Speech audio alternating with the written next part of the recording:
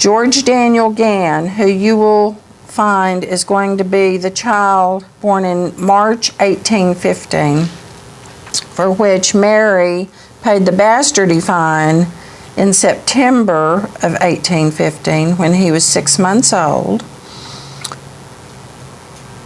was conceived 6 months after Joseph got kicked out of church. So if he was backslid once for horse racing, he was backslid twice for woman chasing. No wonder Rich didn't run that. You wonder, Which came first? well, we're going to look at that more in depth. Now let's back up here, because we've got some other tie-ins, possibly. Theoretically, we do. The first known instance that we have of Joseph Birchfield in Jefferson County is from a daybook, a ledger that a merchant kept. An 1803 entry. He bought, and I don't know if this is a pound of candles. Did they weigh candles by the pound and sell them by the pound? Because it looks like a pound. But he bought a quantity of candles, and it must have been a substantial quantity for what it cost. And I guess you just ran through candles pretty fast back in those days, right? So can we surmise that Joseph had probably known Elizabeth Gann and both of her husbands, including the elusive James Gann, Mary's probable father? We can probably do that. From this daybook entry, we can probably do that. And we can also probably do it by an 1881 court affidavit in which Elizabeth's son Solomon Gann, that's part of Bill and Gary's research, stated he was born on McGuire's Creek, 5 miles from Dandridge. That's about how far they live. Yeah, I just showed that distance in there. Right. Okay, and McGuire's Creek runs right through there. So we've got a lot of good indirect evidence here, don't we, with these records?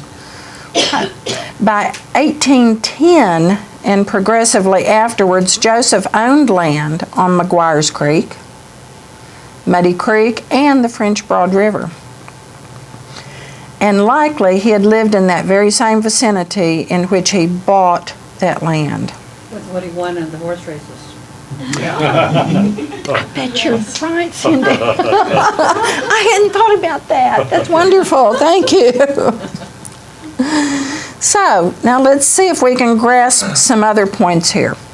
Can we grasp that Joseph had the resources and probably the goodwill to provide support for Elizabeth and her children during those nearly 9 months from the time 6 of her children were found to be in a suffering condition in June 1815 up to the time nearly a year later in March 1816 when the court finally acted and indentured the children to provide support. That's how counties provided support back in that day.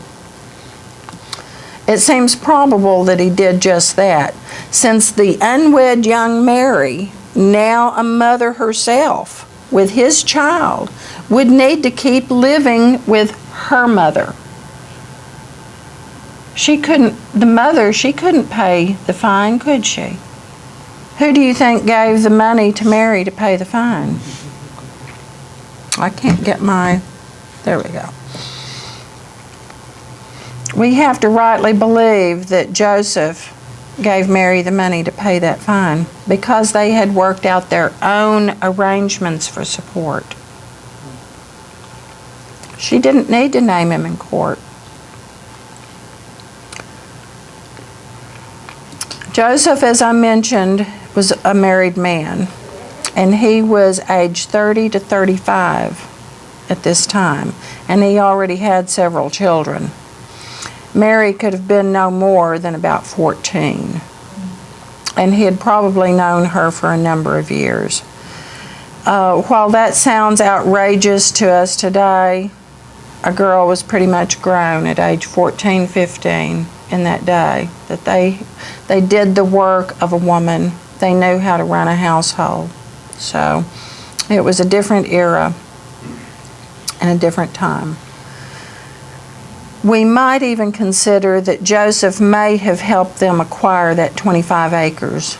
Elizabeth and Mary acquire those 25 acres in 1830 so that Mary and his children would have something of their own. He was a land mogul of sorts. He was continually buying land, and he owned close to 1,000 acres in his lifetime. So, might we assume that Joseph was taking care of his family and supporting Mary all the years Adam Alfred was growing up?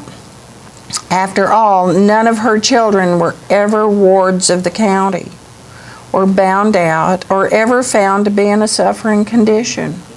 Never. Somebody was supporting them. Their father was supporting the children and Mary. Women did not have financial means to support themselves in that day.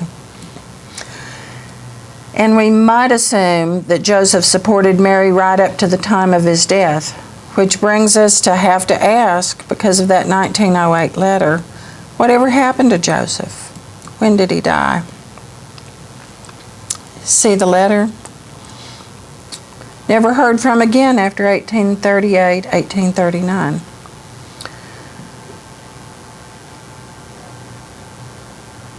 We don't know where Joseph died. The suggestion is that he died in Jefferson County and not on the Trail of Tears or in the Territory. But it certainly did occur contemporaneously with the Indian removal, because there is a probate file. In the minute book in Jefferson County, his second wife, his first wife had died, he had remarried. He did not marry Mary. He married a younger woman. Is that a surprise? His second wife turned over the administration of the estate to Joseph's oldest son, Robert, by his first wife. And she did that on the 2nd of September, 1839. So we know the letter is still proving true on this, isn't it? We have East Tennessee, we have Joe, we have never heard from again after the removal. So we have that. He was 54 to 59 years old when he died, having been born in 1780 to 1785, according to the 1830 census. And the 1830 census is the only census in which he is known to appear. Here are the three families of Joseph Birchfield of Jefferson County, Tennessee. He had a total of 16 known children. He was busy. Yes, he was. He raised horses. But you know, he appears to have been an honorable man in that he took care of his families, and he took apparently good care. Mary's children never wound up in court. Elizabeth was probably provided for as well. Okay? Which makes me wonder, when I was looking at that chart out there, the Birchfields have ties to Maryland. And I know that. Really? And I had begun to wonder if Joseph knew the Ganns earlier on in life. Yeah. Something to look for. I do have noted down here, and I'm not sure you can read it, the child for whom Mary paid the bastardy fine is George Daniel Gann, born March 1815. He is in the registry. As I said, the families have never been linked up before. They became the Ghan Ganns that we know of, his descendants. We have my ancestor, my great-great-grandfather, Adam Alfred Gann, born in 1819. This third son is thought by some to possibly be William Anderson Gann.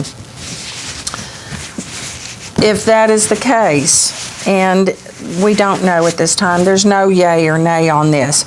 If that is the case, then Mary bore a son with a Bowman, because William Anderson Gann's descendants carry Bowman Y DNA. They don't have the same Y DNA as George Daniel and Adam Alfred do. We don't know. More research needs to be done, and that's exactly why we need more Gann men to test. I want to find those other boys. I want to know. Yeah. You also need to test Birchfield. Test who? Birchfield. Oh, well, I've already done that. I know exactly what his Y-DNA is. So we got it covered. Okay. We also need more autosomal testing.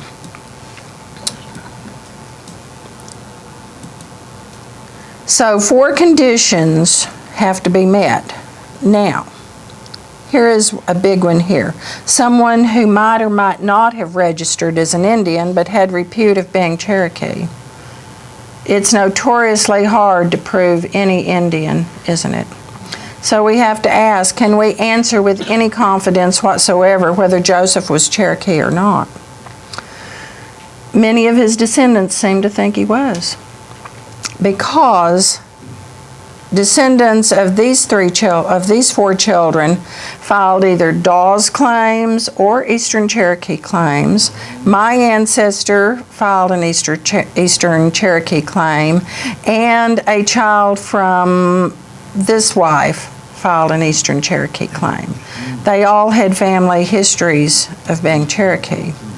And I know you can't read this, so I'm going to enlarge it and read it for you.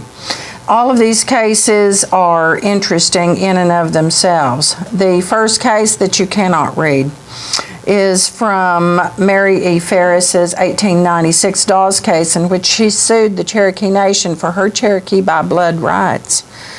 In an affidavit by John S. Rainwater in Crawford County, Arkansas, he stated in that affidavit that he always heard Vineyard Brymer of Jefferson County say that Joseph Birchfield was part Indian. That's in the affidavit, and Rainwater was 75 at the time he gave it. He grew up in Jefferson County. He knew the people personally. The other interesting case is James C. down here, Birchfield's Eastern Cherokee claim, and he wrote a letter of reply to the commission's questions, which clearly answers why none of Joseph's descendants were ever officially recognized as Cherokee by either the tribe or the U.S. government. James wrote, "Dear Sir, in reply to your request, we'll say that none of us ever in bondage." They had asked, were you ever in bondage? Was your family? He says, passes white. Cherokee, connected to the Eastern Cherokee. I was taught that my near relatives refused to enroll in 1834-35 because they thought they won't be taken to the territory. So we have, yes, we know why they don't appear on the rolls, and we know why. They're not going to make me go. So we learn that Joseph never registered himself as an Indian. He refused to submit and lose everything he had ever worked for, and he could pass as white.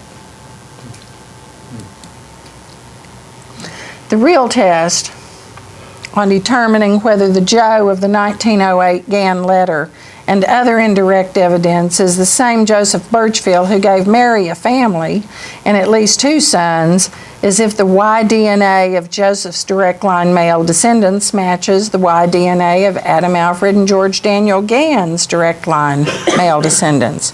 I have here a couple of screenshots from the projects. Here is the Gann project and here is the Birchfield project.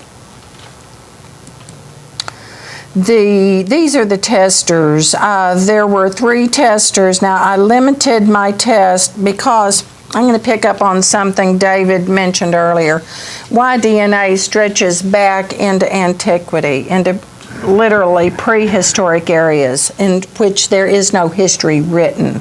So you can shoot way past your grandfather, great-grandfather to eons back. So DNA is relevant only when it can be paired with a paper trail research. Okay, you have to have both to do that. So, I have 2 testers from Robert Birchfield and 1 tester from a descendant from Wilson Greenberry Birchfield. There was a George Daniel Gann descendant who tested. He is now deceased, unfortunately.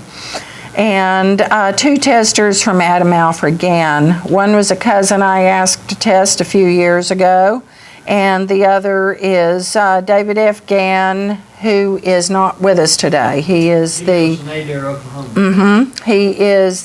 descendant of William Vineyard. My cousin is a descendant of Frank. So what we want to get is as many different lines as possible. Even with the Robert Birchfield testers, they came from 2 different lines of his descendants. You want that spread of tests to be able to compare to each other. All 6 of the testers match each other. They match each other. This is just a breakdown of the kits and the descendants, their names, and who they are, and who they descend from. There is actually a pending kit right now also from an Adam Alfred descendant.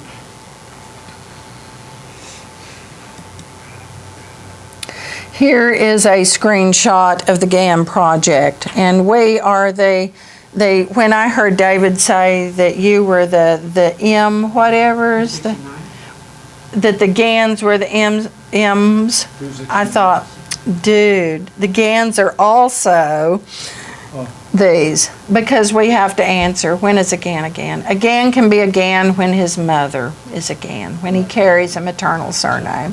But for Y-DNA purposes, David was exactly correct on that. What we have is a JM172 haplogroup. That's part of the J2B, larger part branch of the tree, the phylogenetic tree. And we have these persons. Now, there is a correction. George Daniel Gann is in the registry, is born in 1816. He was born in 1815. His birth year is off by 1 year. Somebody miscalculated. It does come from a family Bible, but we don't know who made the entry in the family Bible. The 5 could look like a 6. It could, yes, it very could. That's a good point. And I included here both the classic and the colorized versions here. Here's Joseph Birchfield descendants, and on lines 1, 5, and 10, those testers trace their paper trail specifically back to Joseph Birchfield. That's why you want to tie paper trails to the Y-DNA, because we could shoot back. Do you see these other guys? These are all close relatives. Some of these are Maryland people. Okay? Some of them I actually have uncovered in other research how they tie in. This is going to look really muddy here, but what I did was a cut and paste to line up the markers of the Ganns and the Birchfields, and I put little arrows here that you can see on lines 1, 5, and 10.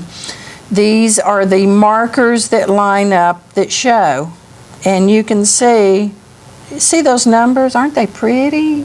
I like those numbers. Yeah, they're good matches. I got myself a 3rd great-grandfather out of this.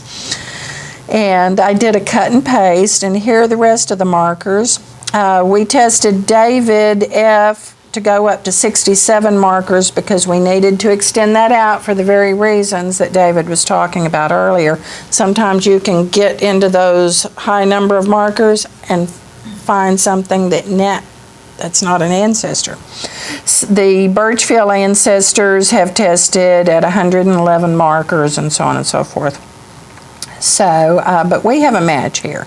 Now, this goes to, you cannot name a specific person as a father from Y-DNA because you can shoot back.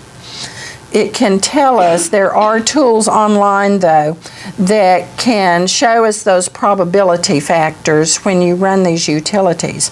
And an online Y utility estimates a 50% probability from these combined tests that the most distant known ancestor is no more than 8 generations away. We need to turn to a different kind of DNA test to learn how many generations away the most recent known common ancestor is. So these Y-DNA and autosomal DNA, they support each other. They provide insight and information into the test results and the paper trail that each has. Just about everybody's familiar with the autosomal test available through Ancestry.com, correct? Okay. Ancestry.com, Ancestry DNA, does not have a chromosome browser, and so that's why we use GEDmatch to be able to get to more specific findings.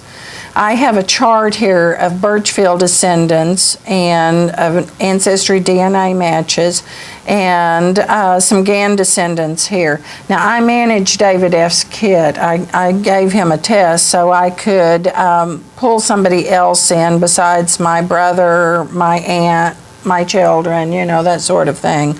I wanted a wider range of cousins, and I'm lucky that I get to manage his kit. I included these persons down here because I actually happen to know how they fit into our family tree, and I could tell that they also had Birchfield matches, but they chose not to participate in the study. You know, that happens. You ask people, oh gee, would you put your information on GEDmatch? And no, they don't really want to do it. You know, some people, they want to know, people are really hung up on the ethnicity things and want to test for that, but when it comes to doing serious research, many people are not interested. Or they don't reply. And I have a lot of information on this person here. I know how he connects. Now, this is paper trail distance here. This is a matrix. Excuse me, I'm jumping ahead more than one slide. Something I wanted to point out here with David and myself is that this Birchfield descendant, and David and I are third cousins, and we share exactly the same paper trail distance, and fourth cousins from this person here. And she is a Birchfield descendant. And yet you see that David has twice as much autosomal DNA as I have, and yet we're the same distance. That's why you want to test as many people as possible, because some people turn up with not much at all. I have an aunt who is one generation closer to Adam Alfred, and you know, you would expect lots of matches, wouldn't you? No. You cannot predict who's going to inherit what or how much. This is a matrix to the most recent common ancestor of descendants here, and I actually had one more Gann descendant, but I couldn't get GEDmatch to cooperate with me that day to get this done. There are established ranges that show relationships. Something I do want to point to, David Gann is third from the bottom here, and he's my Gann third cousin, yet he and I aren't showing a match.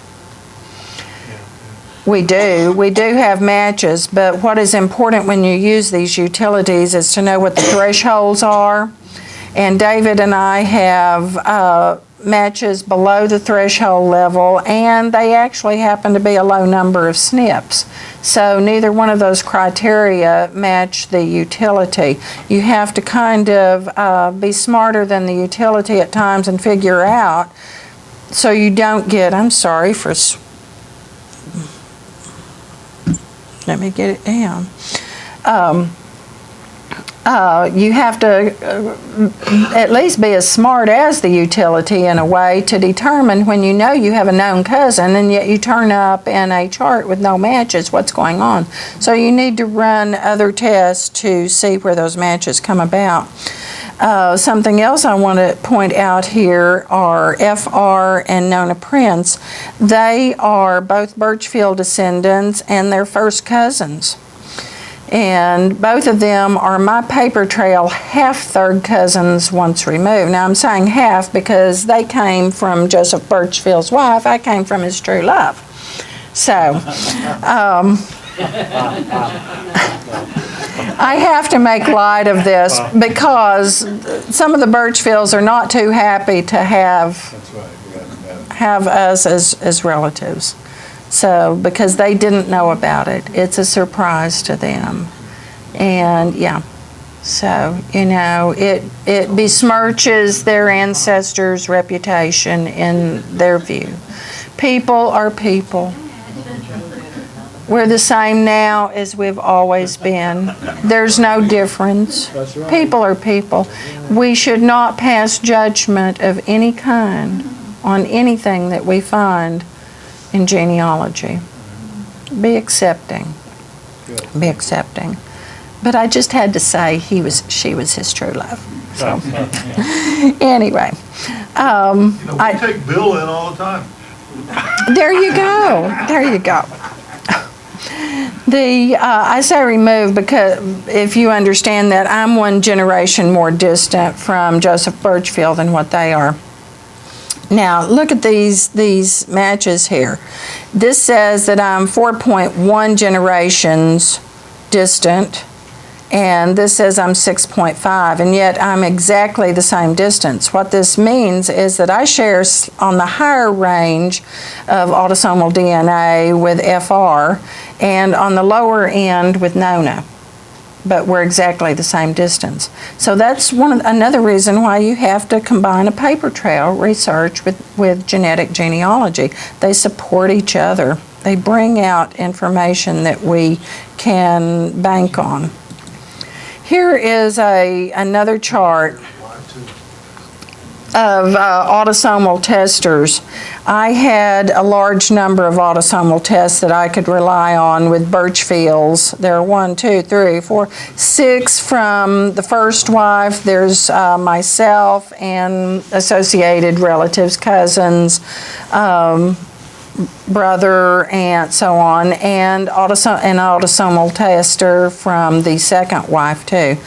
And if one of the previous charts was muddy, this one is really going to be, because some people are anxious to learn about themselves, so they will answer emails and requests for information. I do have a spreadsheet that a segment of this that can be viewed easier.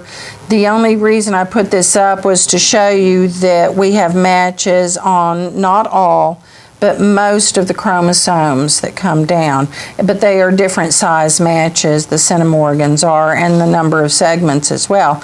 But by doing a large spreadsheet, you can see hot spots, I call them, defining autosomes that characterize a specific lineage. And David mentioned that too, that you can start seeing that, hey, this is Birchfield lineage, this is Gann lineage, this is whoever. See all of these 5s here? I don't know whether, no, you can't see that, but trust me, they're there. And then we have 11s down here. Chromosome 5 and 11 seem to be defining chromosomes here.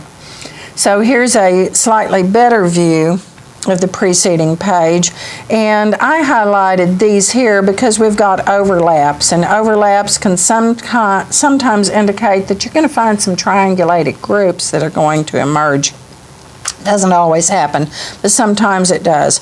And I highlighted Robert Bob Baker here for a particular reason, because he is also in our registry, and he is a descendant of Alexander Ferrer, alias Gann, and a Birchfield descendant. He's got both. Okay, he's got both in him. Now, unfortunately, he is deceased also, and the admin of his kit, and this is a family finder kit, this is not on Ancestry. She won't put his stuff on GEDmatch for me. I cannot determine with great accuracy whether this is a Birchfield or a Gann match. I'm supposing, based on a couple of things, that this is Birchfield. For one thing, the size of that segment there at 11 point whatever centimorgans. I'm guessing that that's probably Birchfield here, judging from genetic distance, and I don't want to get into that too much. The next chart, or enlargement of the chart, here's chromosome 11. And I've made matches all along. I have actually tested with all three of the big companies. I tested with, did autosomal, I've tested since 2004, just about every test that could be tested. I tested with 23andMe, and 23andMe identifies this segment as an East Asian Native American segment. And as Judy Russell, the legal genealogist, says, it ain't soup yet, meaning the ethnicity estimates. But 23andMe has been widely regarded to be the most accurate with the ethnicity estimates, mainly because they're medically oriented and they test certain regions that other companies do not test because of the medical orientation. And many genetic genealogists consider their ethnicity estimates to be more precise, more exact than some of the other companies. But whether here or there, 23andMe said that this is your segment. And you will see me, this is my son Matt, this is Kyle, and you'll be seeing them in just a moment. I also have Robert A. Bob Baker, and I've got him listed as a Birchfield descendant because he shares the same marker too. You see, and it's a small segment, 4.63 centimorgans. That's a small segment. But because it's identified as Native American, and I know that Joseph Birchfield has a paper trail history of being Native American, I included him here. We also have some of the Birchfield descendants here. We have Nona, we have FR that I mentioned previously, and we have, she was called Nori, Elnora was. This is my 23andMe chromosome painting, and I have not been upgraded yet, so it's actually still on site. I'm not scheduled to be upgraded until August, I think, is when they told me. But if you use the Firefox browser and the Firebug plugin, you can extract the data from the chromosome painting. And though you can't see it because I have very small amount of